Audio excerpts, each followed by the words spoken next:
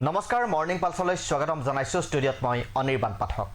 কানাডাৰ বিদেশ মন্ত্ৰী হিচাপে নিযুক্তি লাভ কৰিছে ভাৰতীয় মূলৰ অনিতা ইন্দিৰা আনন্দে।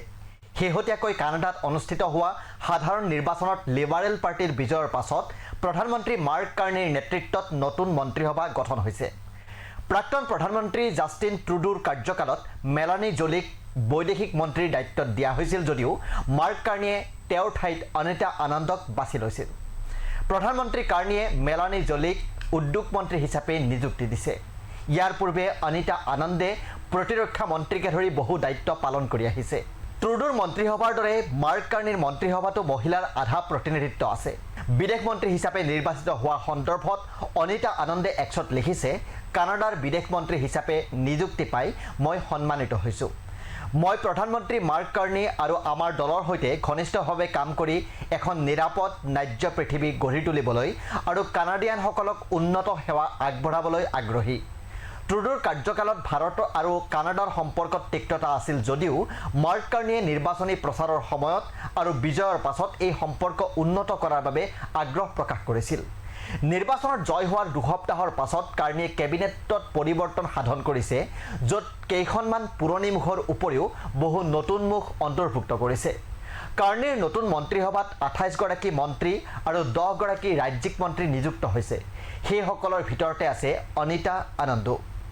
এনে সময়তে চৰ্চা চলিছে বাণিজ্যক লৈ আমেৰিকা আৰু কানাডাৰ মাজত চলি থকা উত্তেজনাৰ মাজতে বৈদেশিক মন্ত্ৰী হিচাপে অনিতা আনন্দৰ ভূমিকা গুৰুত্বপূৰ্ণ হ'বলৈ গৈ আছে। প্ৰশ্ন হৈছে অনিতা আনন্দ আচলতে কোন?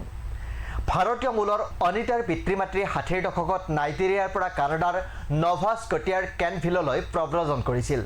তেওঁৰ মাতৃ সৰোজদি ৰাম আৰু পিতৃ SV আনন্দ দুয়োগৰাকী ভাৰতীয় চিকিৎসক। পিতৃ SV আনন্দ আছিল তামিলনাডুৰ আৰু মাতৃ সৰোজদি ৰাম পঞ্জাৱৰ। আনন্দৰ পিতৃ মাতৃ আছিল গান্ধীবাদী আদৰ্শৰ। তেওঁৰ আৰু দুগৰাকী ভনীয়েকো আছে।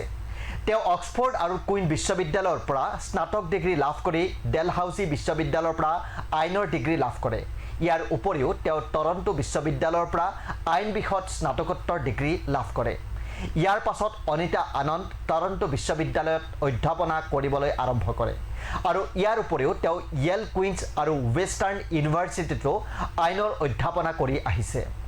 অনিতাক লিবাৰেল পাৰ্টিৰ জ্যেষ্ঠ নেতাসকলৰ ভিতৰত অন্যতম সদস্য হিচাপে গণ্য কৰা হয়। 2019 চনত ৰাজনীতিত প্ৰৱেশ কৰিছিল বৰ্তমান 57 বছৰীয়া অনিতা আনন্দে। তেওঁ টৰন্টোৰ ইষ্ট অকভিলৰ পৰা সাংসদ হিচাপে নিৰ্বাচিত হৈ আহিছে। 2019 চনৰ নৱেম্বৰৰ পৰা 2021 চনৰ অক্টোবৰলৈকে তেওঁ লোকসেৱা আৰু ক্ৰয় মন্ত্ৰী আছিল। নিজৰ ৱেব প্ৰফাইলত অনিতাই নিজকে কানাডাৰ প্ৰথম হিন্দু মহিলা সাংসদ হিচাপে আৰু প্ৰথম হিন্দু কেবিনেট মন্ত্ৰী হিচাপে উল্লেখ কৰিছে।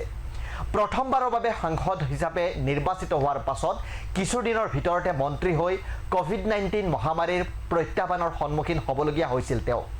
এই সময়ছোৱাত তেওঁক ভেকচিন আৰু PPE কিট মজুত ৰখাৰ মিছনৰ কমাণ্ড দিয়া হৈছিল। অনিতা আনন্দৰ কাম দেখি 2021 চনত তেওঁক প্ৰতিৰক্ষা মন্ত্ৰালয়ৰ কমাণ্ড দিয়া হৈছিল। এই সময়ছোৱাত তেওঁ ৰাছিয়া ইউক্ৰেইনৰ যুদ্ধত কানাডাৰ পৰা ইউক্ৰেইনলৈ সহায় আগবঢ়োৱা প্ৰত্যাহ্বানমূলক দায়িত্ব দিয়া হৈছিল।